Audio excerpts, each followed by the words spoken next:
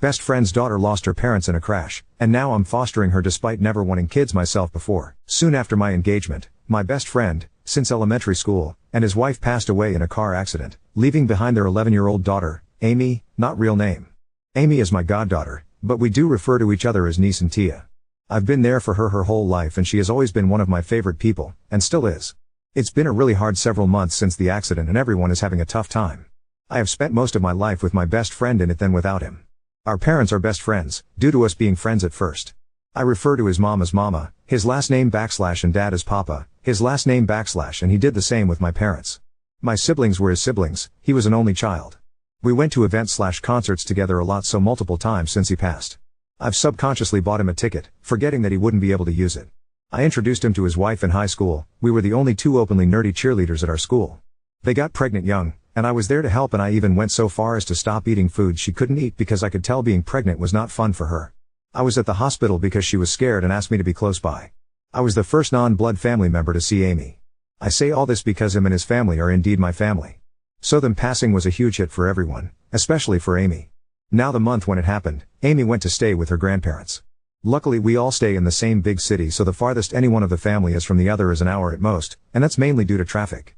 The issue though is that her grandparents are much older, 70s, compared to my parents, 50s, so while they do very much love her, they are already at that point where they themselves need help. Plus, they just lost their only son and daughter-in-law. Amy's mom's parents are out of state and they also didn't believe moving her to them and away from everyone she knows was the right thing either. Her grandparents overall didn't think Amy staying with them was the best for her, and they relayed that to my parents, who then mentioned this to me. So after talking to my fiancé about it as well as talking about it in therapy, which included me, my fiancé, and both our therapists, we came to the conclusion that we would be happy to take her in since we are financially capable, have the space, and we do also just love her so much. Before the accident, she was realistically at our house at least 3 times a week. She is the reason why I even have an art room, since it was an activity we always did together. Even at 11 she's a fantastic artist. When we approached her grandparents, they were completely on board with the idea, and I do think that a part of them had hoped we would take her without them asking us directly, hence the comment to my parents. However, when we had broached the idea to Amy, she was hesitant. It turns out that she is aware that I never wanted kids and is afraid that I will hate her for having to raise her. It 100% broke my heart that she felt that way, and I tried everything to convince her that was wrong. In the end, I told her the truth. I will never be able to replace her mom or her dad, and I have no plans to. Her parents made me her godmother because they knew that I would love and care for Amy the way they loved and cared for her. I could never hate her. My fiancé even pointed out that I was the one who had the idea to foster her. But I also had to stress to her that this is a new situation for all of us. We are all grieving together and we are all jumping into this new living situation together. So there will be mistakes, but there will also be a lot of love. We also put her in therapy, which she has been very hesitant about, but after finding that my fiancé and I are both regularly in therapy, she felt a lot more comfortable. My fiancé has been great through all this and my absolute rock. He was also very close to my best friend. My best friend was going to be his groomsman and was the second person my fiancé asked after he asked his brother to be the best man. My best friend was the type of person who will see something and say this looks like something so and so would like, so I'm going to buy it for them. So some days I will catch my fiancé staring at one of those many gifts for a long time. Or he will say something like, I hope they both knew how much I love them. We hold each other tighter now when we hug and kiss longer than before. When I asked about Amy living with us, my fiancé was shocked and wasn't sure how he felt since change was happening lightning fast with the engagement, then the accident, and now with Amy. So I didn't bring it up again until he did a week later with I thought about it and I think it would be good for all of us, but let's get our therapists together to make sure we aren't jumping the gun because we love her. Amy moved in right after Thanksgiving. All the families got together for the holidays with her to remind her that she is never alone. She has her mom's family, out of state but they call often, her dad's family, my fiancé's family, out of the country too minus my fiancé's brother plus his wife, and let's not forget all our friends and their families. There was a lot of crying but a lot of laughing too. Her living with us is a huge adjustment but nothing we can't handle. She has always been a sweet girl and very bubbly and loud. Since the accident, she obviously has been a lot more withdrawn and quiet. But I am seeing sparks of herself come back briefly and slowly. We had to switch her therapist a few times but this current one is definitely helping a lot. Amy really likes her too. Her grades did slip a bit. But my fiancé has made it a point to do homework with her every day and it made her cry the first few times he did it. He asked her if she wanted him to stop but it turns out that it just reminded her of her dad, so it really meant a lot that her tio was so willing to help her too. I was expecting some rebelling but that hasn't happened. Yet lol. Actually, she has been doing the absolute most. She would clean up after us before we had a chance to do it ourselves or try to do things for us that seemed a little out of character. After some prodding, It turns out it was because she is afraid we would get rid of her if she upset us or did something wrong. We have stressed that in no way has that even crossed our minds. We are here for her and, unless she wants nothing to do with us, we will continue to be here for her through the good and bad. But let me tell you. I cried so much that night feeling terrible that she felt that way. I want her to know that our love is unconditional. And it always has been. We are also in the process of setting up a trust for her. Her parents left behind money and there is money coming in from their insurance policies too, so all that is going in that trust for her. I will also help supplement this trust, plus my fiancé, even though I stress that he doesn't need to. Neither myself or my fiancé will touch this trust. When she turns 18, she will have access to use the money for college if she decides to go, and a set amount will be available every month to live on. If she decides not to go, then she will still have access to a set amount every month. Side note, we would prefer she go to college and will encourage it, but her dad didn't go to college and did well as an artist, and we see that she has his talents, so we just want to be supportive of any decision she makes. When she turns 21, she will have access to the full trust to use as she wishes, but we will do our best to ensure she is responsible with it when the time comes. At the end of the day, she will be an adult and we have to trust she will be responsible when she has access to the money. I also want to say we didn't come to this decision on our own.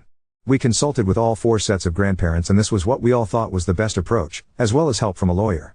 When Amy is a little older, we will discuss this with her, but for now she's still so young and dealing with a lot.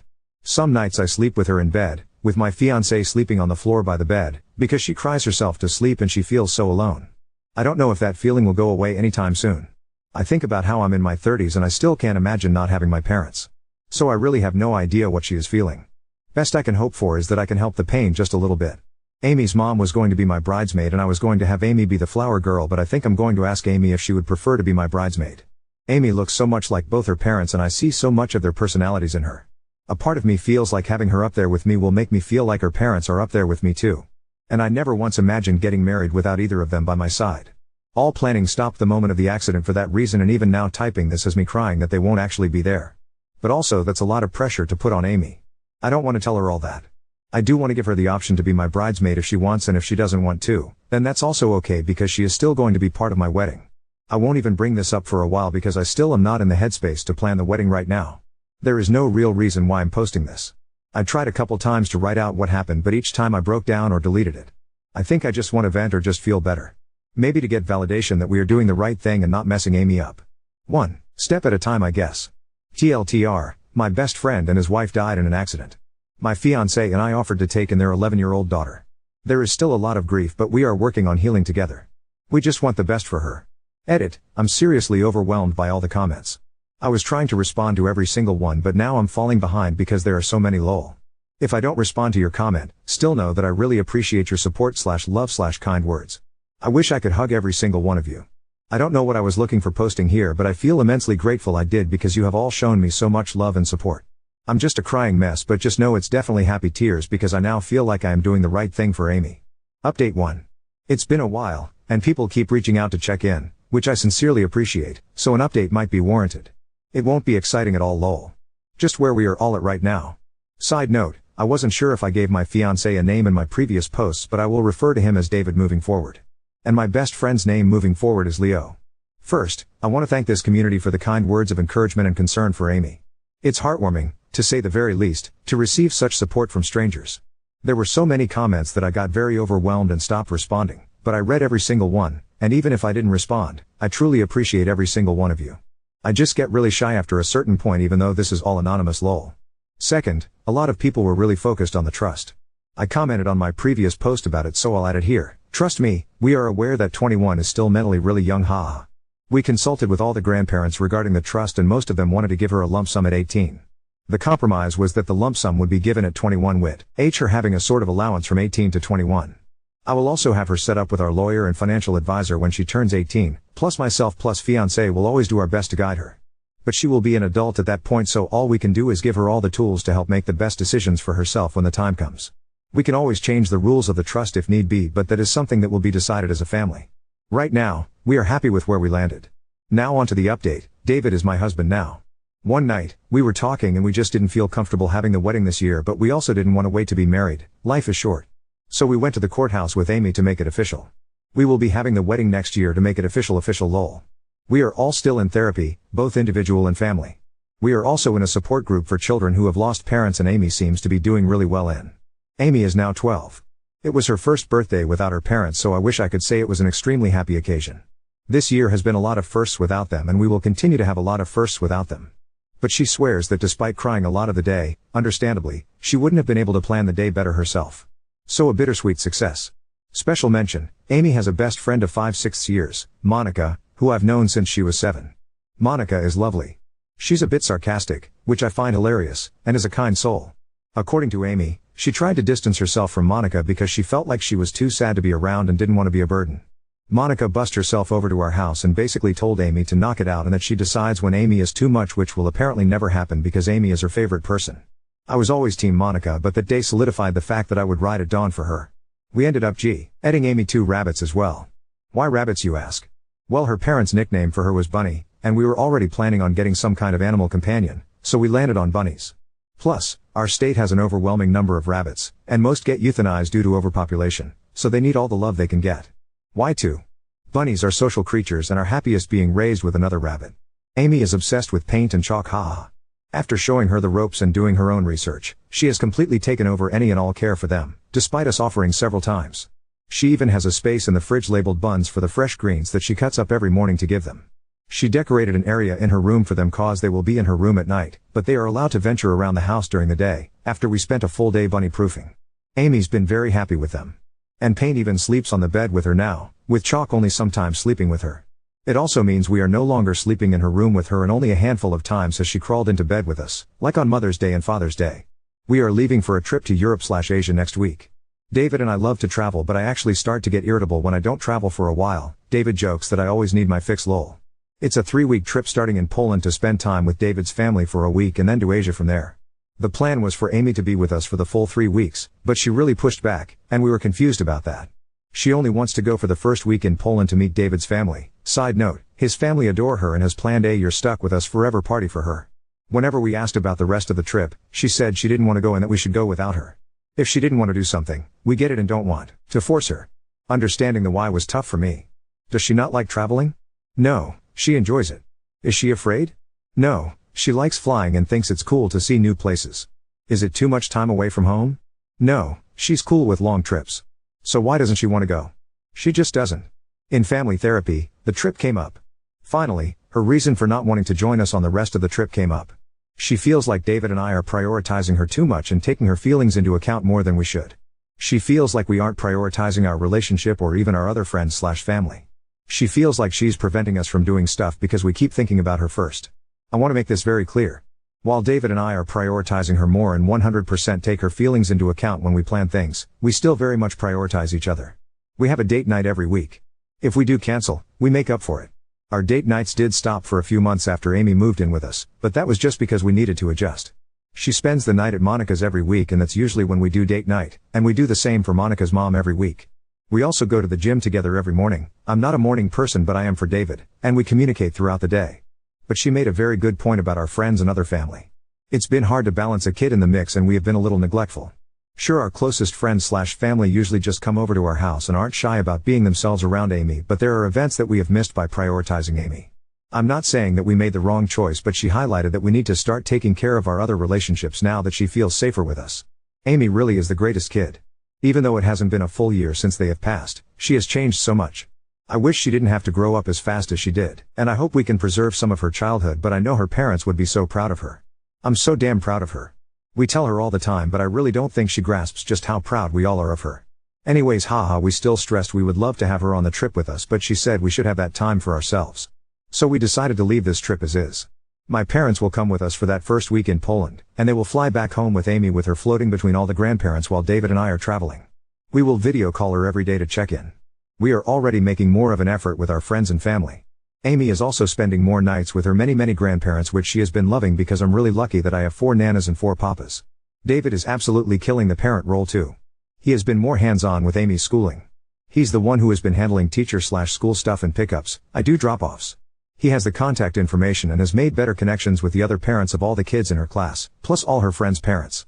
He's been joking about joining the school's version of the PTA, but I don't think he's joking, lol. He's definitely the extrovert of the two of us, so it isn't surprising. I could probably go on for pages and pages about David just being the absolute best, but I already feel like this update is super long, haha. I don't know how I would have done any of this without his love and support. While neither one of us is perfect, we are perfect for each other. It's honestly crazy to me that I can still love him more and more each day. Like, how is that actually even physically possible to love someone this much? Is this even healthy? I digress lol. I think I'm doing okay. Just like Amy is dealing with a lot of firsts without her parents, so am I. At first I didn't think it was fair for me to even grieve since Amy's situation is on a whole other level than my own. But my therapist had to remind me not to compare my grief with hers because it is just different. I sometimes imagine what my conversation with Leo would have been like if I told him I'm adopting this 11-12-year-old girl because her parents were my closest friends. He always understood why I didn't want kids and he was so supportive about it when others disregarded my feelings. I wonder if he would have talked me out of it or if he would have encouraged me to do it. He 100% would have been part of the village of people supporting me whether he agreed with my decision or not. I just wish I knew what his thoughts would be about this woo-ool thing. Sigh. I miss them both so damn much. But I'm also really lucky to have David and Amy. I don't know who said it but they said it best, if you want the rainbow, you gotta put up with the rain. Now on to second story. Lent my car to my girlfriend for her driving debut. She crashed it after flirting with the accident victim right in front of me. I allowed my girlfriend to drive my car yesterday. She recently got her driver's license and she really wanted to drive. I was reluctant to give her my car keys because I've never actually seen her drive before, but I did that thing where I was like, what's the worst that could happen? As soon as my GF got behind the wheel of my car, she prayed. Literally. Like, eyes closed and talking to an invisible force. It was a bit ominous since my GF never prayed in my presence before, but I said nothing. I just low-key made sure that my seat belt was fastened and secure. Cut to my GF driving. She was fucking honking at a hearse that was driving in front of us. She eventually managed to switch lanes and pass the hearse, but she didn't drive away quietly. She rolled down her window and yelled at the driver. I can't remember what she said exactly, but it was something along the lines of just because you drive dead people doesn't mean you have to drive like a fucking dead person. Next was parallel parking, which did nothing to diffuse her road rage. For the record, there was no need to squeeze my car between two other cars because there was more than enough parking space everywhere else, but my GF wanted to prove that she could parallel park. If parallel parking was a boss fight, then my GF would have died enough times for the game to be like switch to easy mode bro. My GF struggled to get the angle right and repeatedly moved in and out of the parking space only to end up making the same mistake again and again. I had to bite my tongue because every time I opened my mouth to give her directions, she would look at me like I was the hearse guy. My GF accepted defeat after several attempts and proceeded to park somewhere else. And by somewhere else, I mean another solar system because she got flustered as fuck and decided to park as far from our destination as possible. I never heard the end of it for the rest of the evening. My car was too big. The parking space was too small. The pressure was too much. Etc. When it was time for us to leave, I said I didn't mind driving, which seemed to offend my GF because she was like, excuse me. I chose peace and shut the fuck up. Little did I know that less than 10 minutes later, my GF would take her eyes off the road for a split second and end up driving into another car. Thankfully, no one was hurt. I am currently without a car because it's gonna take some time to repair the damage. I'm also without a GF because I broke up with her this morning when she attempted to gaslight me. She made me feel like I imagined her flirting with the other driver in my face. She was clearly trying to manipulate the situation since it was obvious that she was to blame for the accident. It looked like she was one fake cry away from sucking his dick. I'm glad no one died, but I'm fucking over the moon that my relationship did. My car unexpectedly brought out the worst in my now ex-GF, like. What he fuck. Update 1. Sigh. My ex-GF showed up at my apartment to collect her belongings. I already packed her things, so all she had to do was literally grab and go. Well, she grabbed, but she didn't go, and what she grabbed was not her belongings, it was me. She asked if she was allowed to hug me one last time. I said yes. Mid-hug, she grabbed my crotch and kissed my neck. I knew what she was doing and I would have loved for this to have been the part where I tell all of you that I pulled away and made her leave, but in the heat of the moment, I was thinking with the head between my legs and not the head between my ears. My ex and I ended up having sex. When we were done, she said she was sorry for all the drama she caused when she was driving my car and that she took full responsibility. I thanked her for her apology and said I would keep her updated if there's any costs involved with my insurance. She asked if I still wanted her to leave with her belongings or if I wanted to work things out between us. I said I was willing to restore peace and explore the possibility of moving on as friends. She said if that was the case, then how come I didn't stop her from fucking me? I said I was following her lead. She said she had no interest in being friends with someone she fucked, especially if that person was not even good at fucking. I got up and got dressed without saying anything. My ex, who didn't bother getting dressed, followed me out of the bedroom and continued saying nothing but bad things about me. I never made her come. I must think making love means fucking in slow-mo because apparently snails fuck faster than me. I always get random boners whenever I'm playing online games with my friends, which left her more and more confused every time. I downgraded from handsome hippie to homeless skinhead when I decided to lose the long hair. She should have gone with her gut and dated my wingman instead of me, because it's become clear to her that my wingman, aka my friend, was low-key describing himself when he was telling her what made me the perfect guy. I put on my headphones at that point and proceeded to play online games. I didn't get any random boners, but I did manage to get distracted long enough for my ex to finish roasting me and eventually leave without me realizing she was gone until I died enough times in Dead by Daylight. I think it's safe to say we're done. Wish I never had sex with her again because she fucking cooked me afterwards, but at least it can't get any worse. Who needs self-esteem anyway?